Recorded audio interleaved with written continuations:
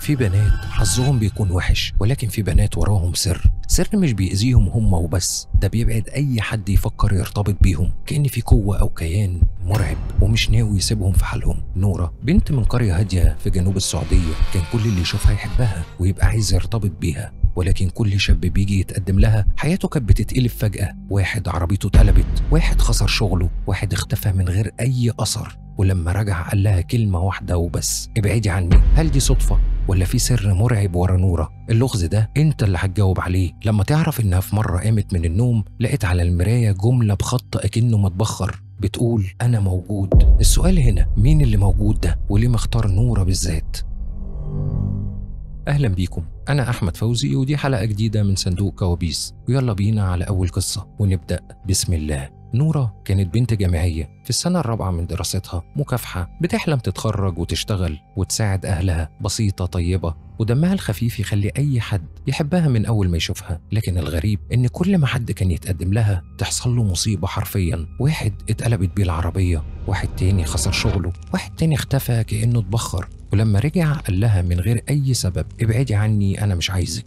أهلها كانوا دايما يقولوا لها إن ده نصيب، ولكن نورة كانت حاسة إن في حاجة أكبر، حاجة مش طبيعية. نورة بتقول: من وأنا صغيرة كنت بحس إن في حاجة بتراقبني، أوقات وأنا نايمة كنت بصحى على صوت بيهمس باسمي، كنت بفتكرها تهيؤات، لحد ما بدأت الكوابيس. الكوابيس كانت بتتكرر معاها كل ليلة، تشوف نفسها في أوضة ضلمة، ريحة خشب محروق مالية المكان، الحيطان متشققة وكأنها بتنزف، حاجة سودة، وهي واقفة في النص لابسة فستان أبيض قديم تطريزه يخوف أكتر ما يطمن. وفجأة الأرض تحت رجليها بتبدأ تتشقق وتحس إن هي بتتهز كأنها هتبلعها. تحاول تجري لكن في حاجة بتسحب رجليها لتحت بقوة، وكأن إيد خفية ماسكاها. كل ما تصرخ أو تحاول تفلت الإحساس ده كان بيزيد، كأن في قوة مصممة تجرها لتحت.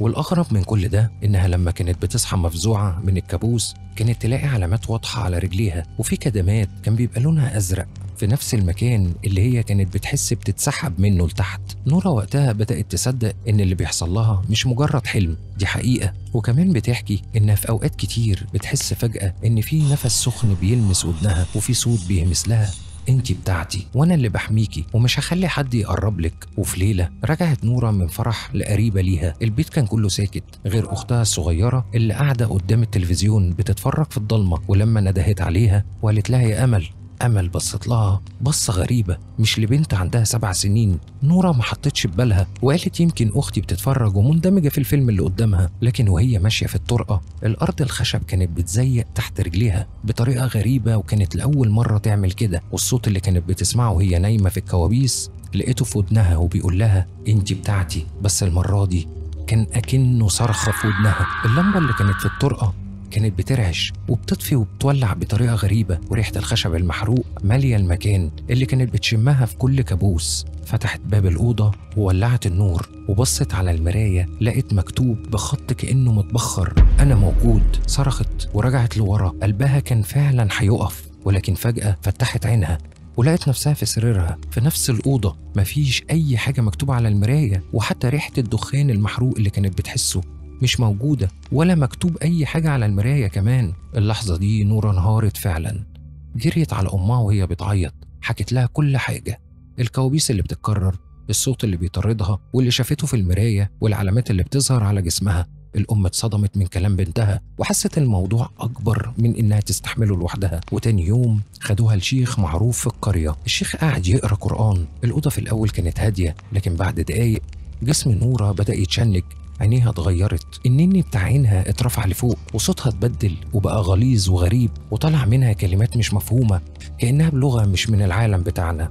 أمها كانت بتبكي فعلا وتترجاها وتقول لها: ارجعيلي. الشيخ كان ثابت ومستمر في القراءة. بعد الجلسة الشيخ بص للأم وقال لها بهدوء: بنتك فيها مس ولازم نبدأ معاها جلسات، بس أهم من كده لازم تحافظوا على الصلاة والأذكار وما تسيبوش نفسكم للوساوس دي، وتعرفوا ان انتوا هتتغلبوا على اي حاجة بقوة الايمان اللي جواكم. وبعد اسابيع من العلاج نورة فعلا بدأت تتعافى، وهي بنفسها اللي كتبت قصتها وقالت: انا بكتبها مش عشان حد يخاف ولا عشان اخوف الناس، لكن عشان تنبه اي حد يمر بالكابوس ده ان الحل مش في السكوت ولا في الخوف، الحل انك تلجأ لربنا. وهي دلوقتي الحمد لله وضعها احسن بكتير، ولسه بتتعافى يوم بعد يوم. لو كنت مكان نورة كنت هتصدقي اللي بيحصل، ولا كنت هتقولي إنها تخيلات أو هلاوس بس مرعبة؟ وإنت كمان حط نفسك مكانها. لو حد بيحبك من عالم تاني اكتب لي رأيك في التعليقات، ولو كنت مريت بقصة شبه دي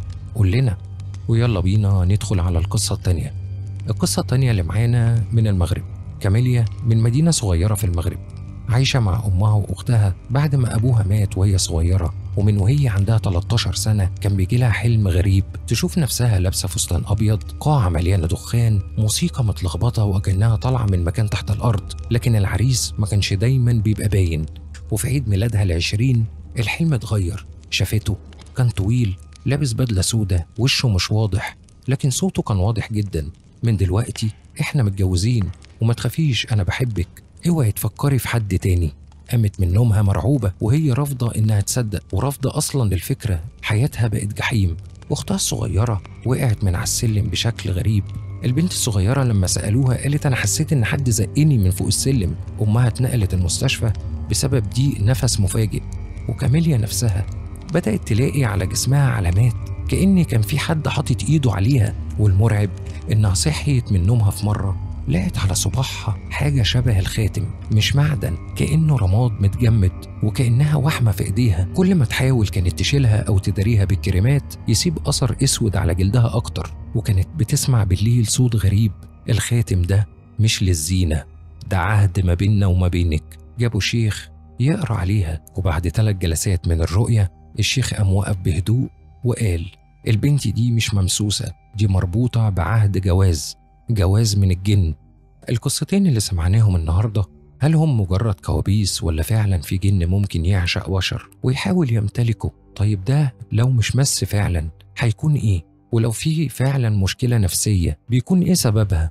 انت نفسك سمعت قبل كده قصة شبه دي صح؟ او عشت تجربة تخليك تفكر في الموضوع ده بجد؟ اكتب لي في الكومنتات رأيك وتجربتك، وما تنساش تعمل لايك وسبسكرايب وتفعل الجرس عشان يوصلك كل جديد. ودلوقتي تصبحوا على خير، أو يمكن على كوابيس سعيدة، وسلام.